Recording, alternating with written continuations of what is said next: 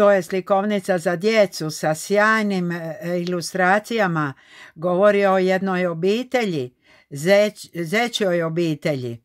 I naravno o tome da im je došao u posjet jedan čudni posjetitelj, alkohol, rugalica.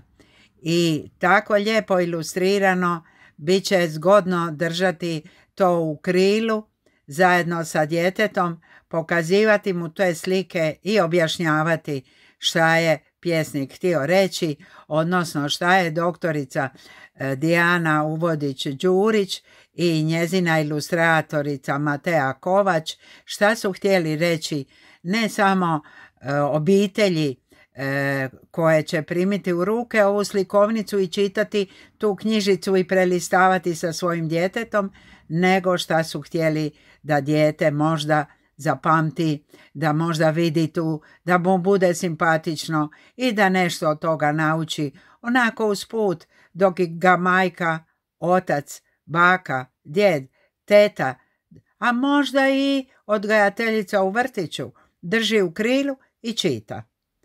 Zbilja hvala na prekrasnoj slikovnici.